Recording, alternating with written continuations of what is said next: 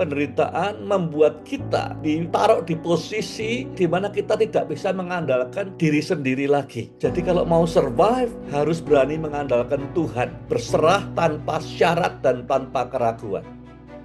Pemimpin tidak mau telinganya dibuka untuk gosip atau apapun juga. Jaga persatuan, berikan pengampunan, selalu restorasi hubungan. Kesempatan cuan besar bisa lain kali, tapi jangan sampai kehilangan orang yang Tuhan percayakan pada kita. Tuhan bisa berikan yang lebih besar di kemudian hari. Kehilangan orang yang Tuhan percayakan mendampingi saudara itu tidak bisa digantikan.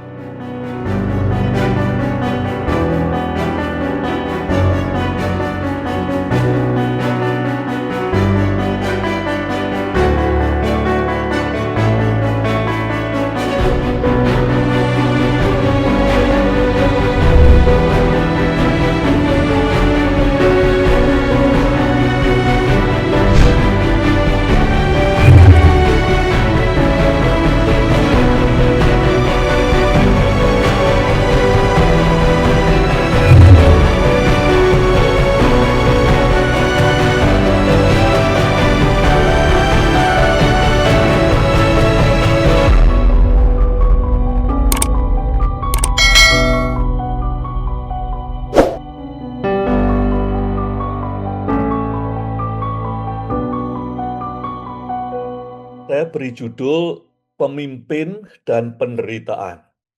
Judul yang tidak populer karena pada umumnya orang tidak suka menderita. Penderitaan kadang-kadang ada bagusnya. Ya, nanti kita akan belajar dari Paulus maksudnya apa itu.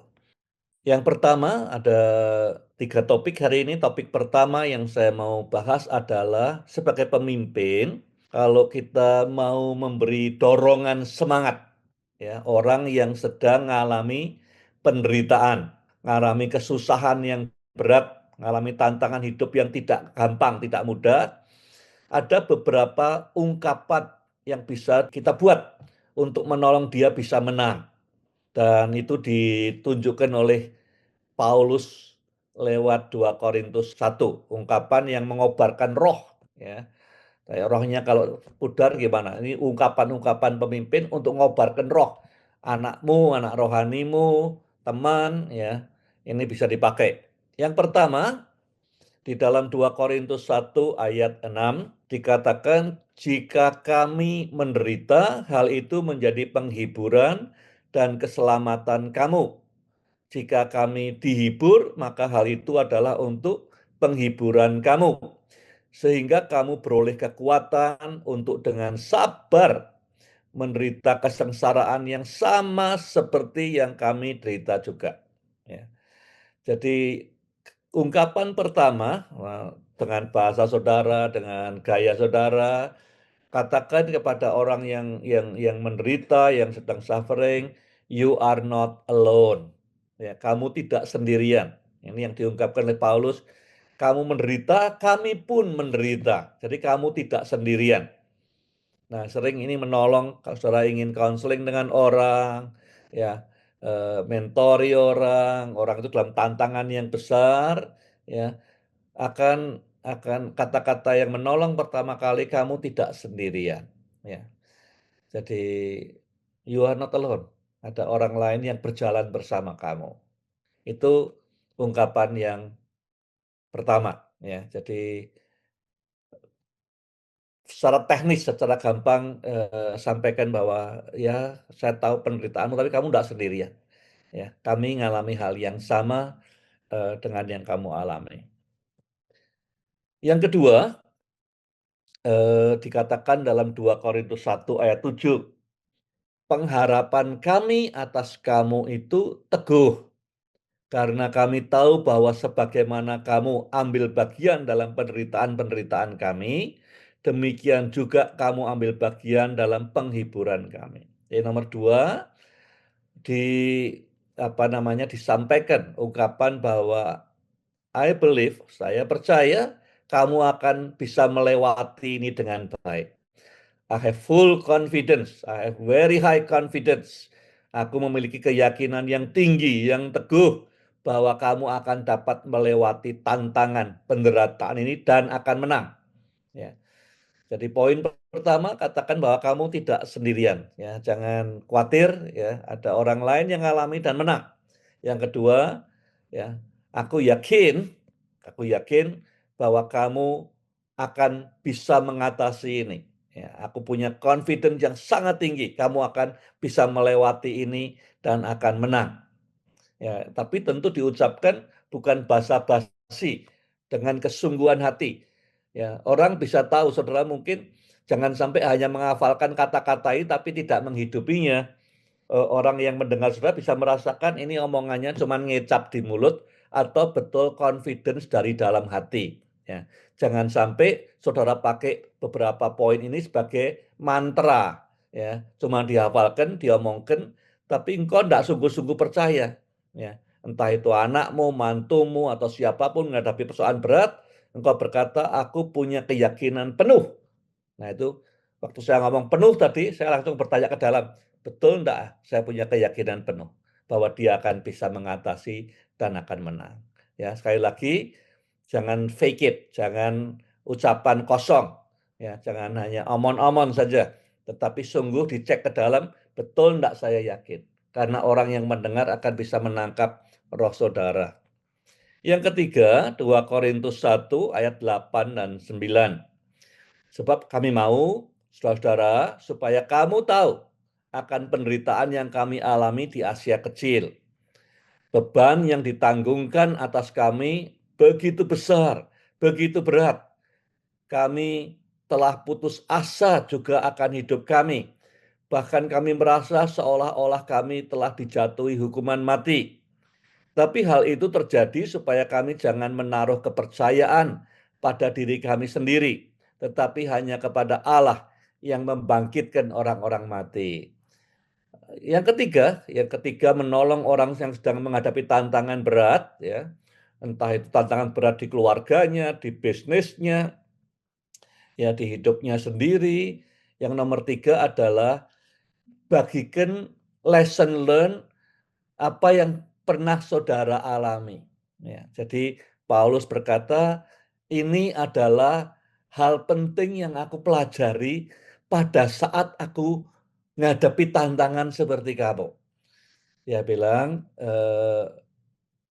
apa namanya, aku pelajari adalah bahwa semua ini, ya, tantangan yang begitu berat seakan-akan di luar kemampuan ini, gunanya apa? Supaya aku tidak bergantung, ya, kepada diriku sendiri, tapi bergantung hanya kepada Allah yang membangkitkan orang-orang mati.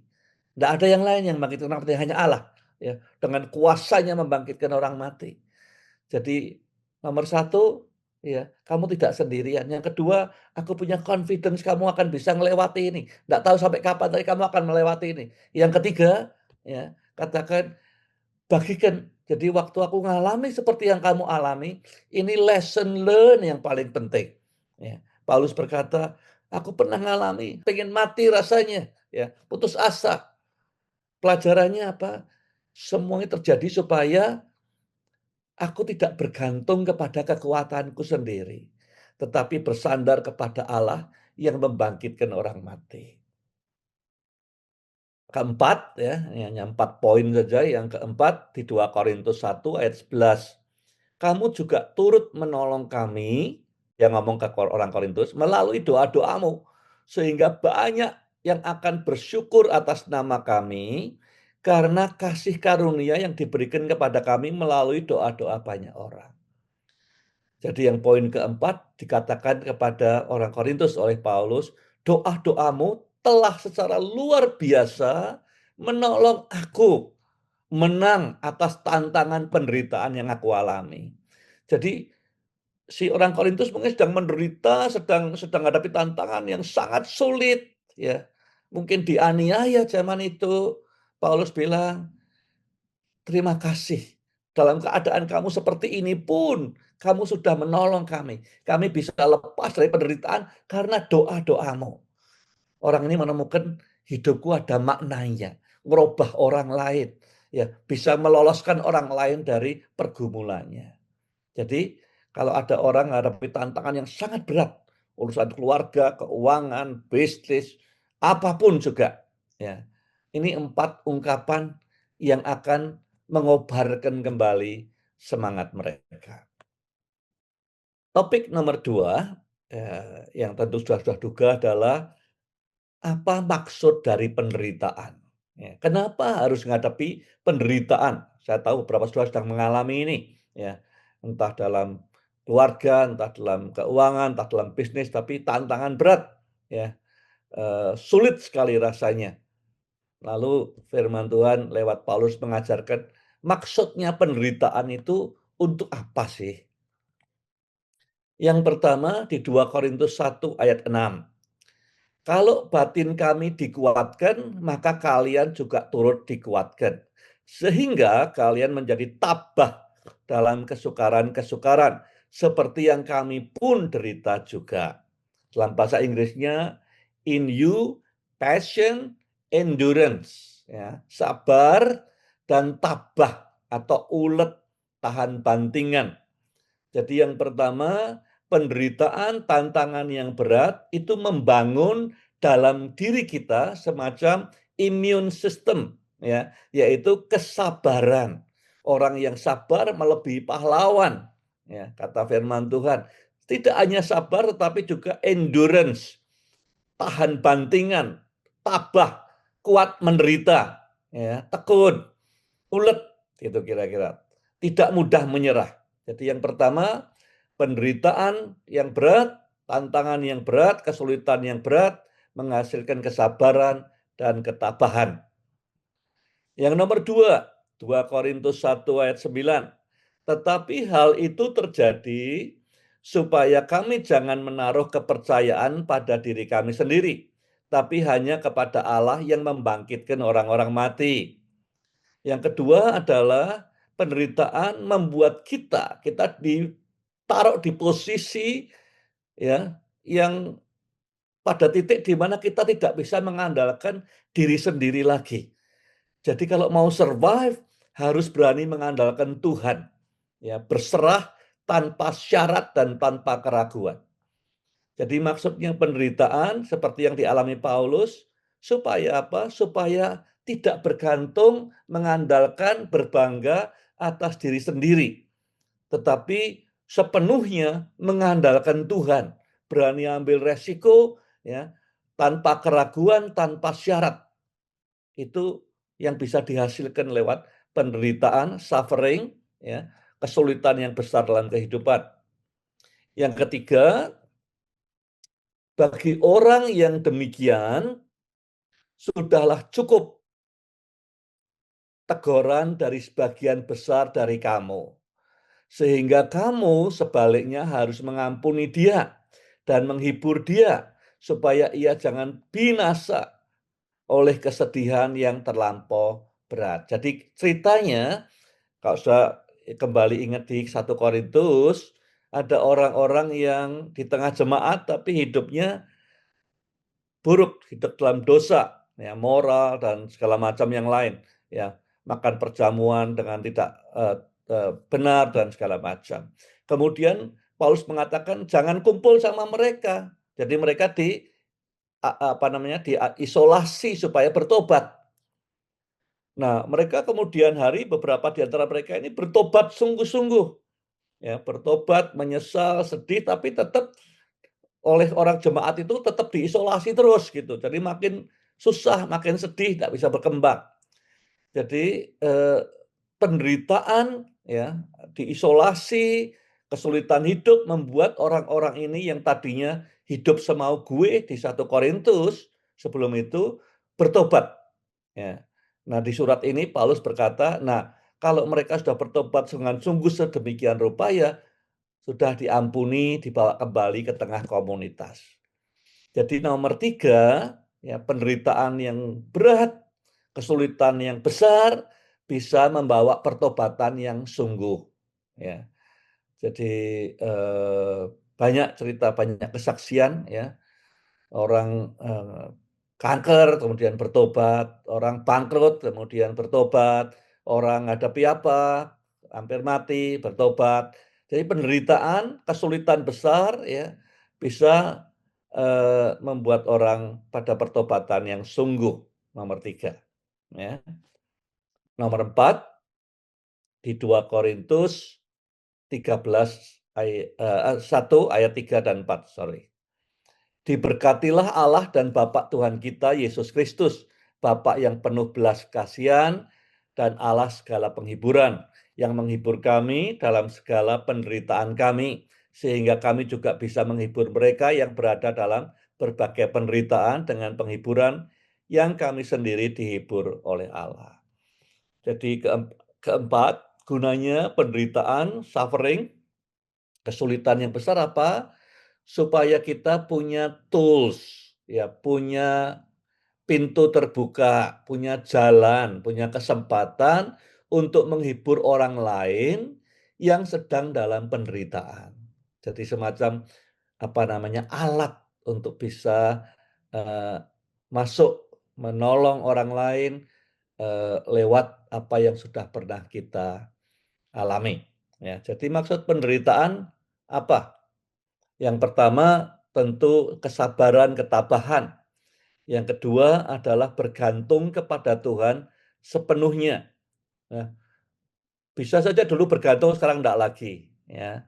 Yang ketiga pertobatan, penderitaan menolong kita untuk bertobat, periksa diri, bertobat. Yang keempat, ya, Tuhan memberi kita alat, kita bisa nolong orang lain yang sedang menderita. Kadang-kadang kalau, ya, orang itu mungkin dekat dengan kita, anak kita atau siapa saja, kita pernah ngalami itu. Jadi kita bisa nolong orang lain untuk melewati itu.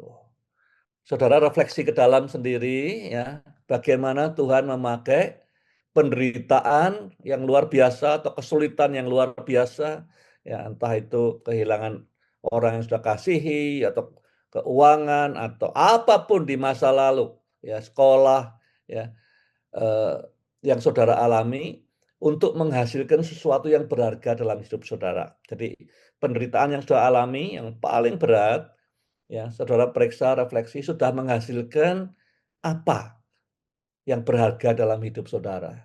Tadi saya beri contoh ceritanya Paulus, dia ketabahan, kesabaran, bergantung pada Tuhan, pertobatan, jadi alat untuk nolong orang lain. Nah, pengalaman saudara sendiri bagaimana? Semua tentu pernah menderita, mengalami kesulitan, atau bahkan mungkin sedang mengalami hari ini. Nah, kira-kira dari pengalaman saudara, apa yang dihasilkan? Sesuatu yang berharga.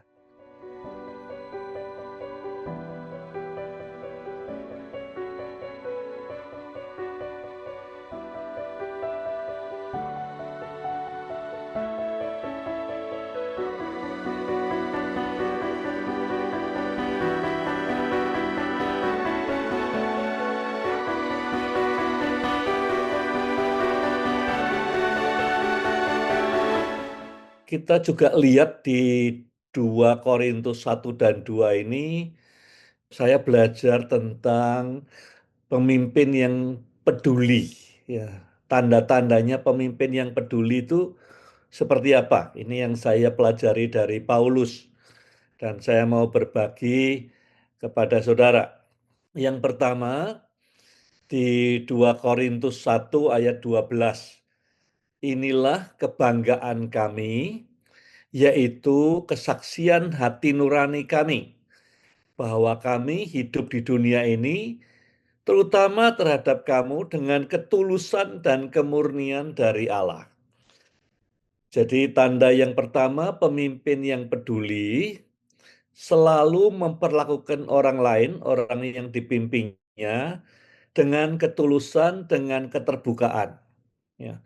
Sebagian besar pemimpin yang di dunia itu memanfaatkan orang yang dipimpinnya untuk suksesnya dia, ya. Jadi orang yang dipimpinnya kayak alat supaya dia yang menerima sukses. Tapi Paulus berbeda. Dia bilang, "Aku tulus, tidak ada motivasi tersembunyi, tidak ada maksud jahat, tidak ada cari keuntungan buat diri sendiri." Jadi nomor satu, pemimpin yang peduli, saudara, itu bukan memanfaatkan orang yang dipimpin, ya, tetapi berurusan dengan orang yang dipimpin dengan ketulusan motif, tidak ada motif tersembunyi. Ya, tidak ada maksud jahat atau maksud tersembunyi. Sincere, tulus, ya, terbuka dan tulus. Itu nomor satu. Nomor dua, di 2 Korintus 1 ayat 23, aku berseru kepada Allah untuk menjadi saksi bagiku. Ya, kalau yang pertama tadi adalah murni tulus. Nah, saudara mungkin ngecek di hadapan orang-orang yang kau pimpin, dalam hal berkomunikasi selama ini apakah ada maksud tersembunyi, ya, maksud jahat, atau mengambil keuntungan dari orang yang sudah pimpin atau tidak. Nah, yang kedua ini, ya, aku berseru kepada Allah untuk menjadi saksi bagiku bahwa orang yang menjadi penyebab mengapa aku belum juga datang ke Korintus ialah karena aku menyayangimu. Jadi yang kedua ini selalu memikirkan apa yang terbaik untuk orang yang dipimpinnya. Paulus mempertaruhkan reputasinya, ya.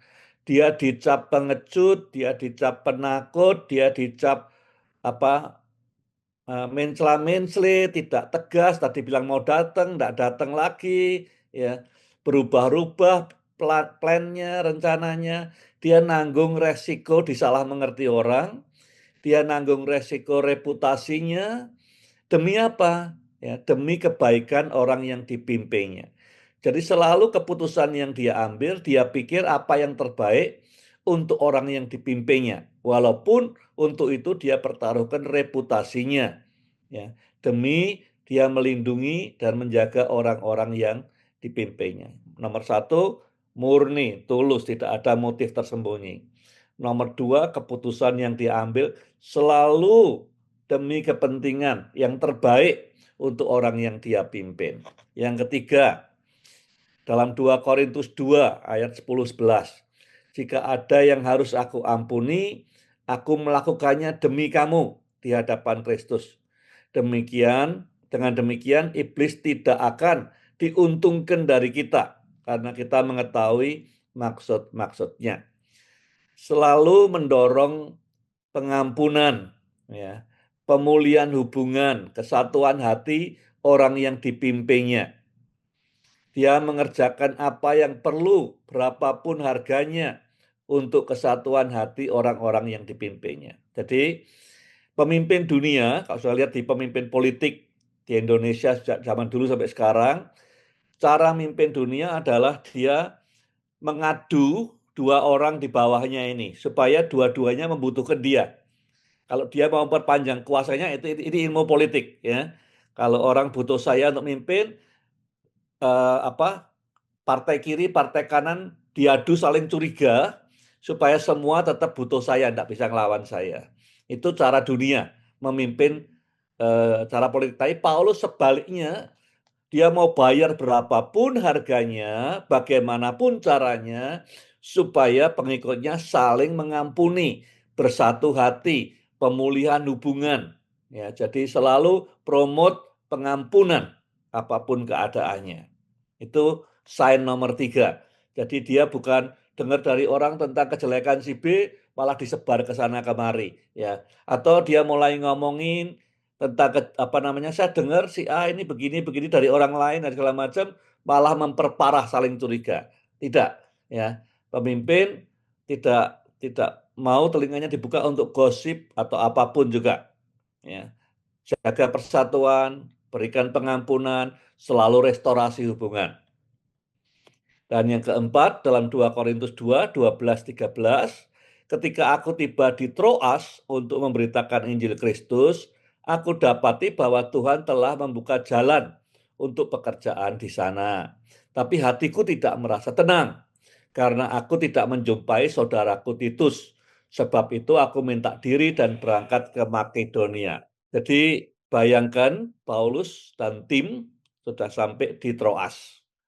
Tuhan buka jalan, ada pelayanan yang terbuka. Tapi kemudian Paulus lihat kanan kiri kok Titus tidak ada, harusnya ada. Kemudian pintu yang terbuka untuk pelayanan yang harusnya membuat dia bisa jadi sukses, ya, di Troas, dia tinggal. demi dia make sure bahwa saudaranya yang namanya Titus ini it's okay, baik-baik saja. Nah, ini pemimpin yang peduli, ya. Ada kesempatan punya cuan besar, untung besar, sukses besar, ya KKR besar, gereja besar, dampak besar, tapi dia mikir timnya lebih penting, hubungan antar manusia lebih penting. Ya, kesempatan cuan besar bisa lain kali, tapi jangan sampai kehilangan orang yang Tuhan percayakan pada kita.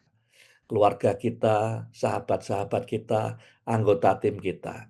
Paulus sangat menjunjung tinggi nilai persaudaraan dalam timnya. Ini kesempatan besar. Troas bisa buka misi baru.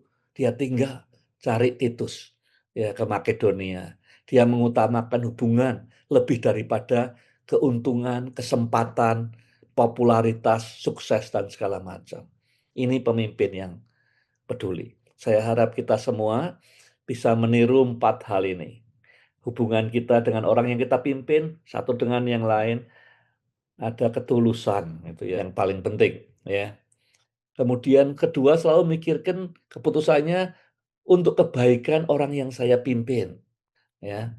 Yang ketiga, selalu upayakan pengampunan, pemulihan hubungan, kesatuan, jangan izinkan gosip-gosipan, ngomong sini, ngomong di belakang orang lain, jangan diberi kesempatan, ya.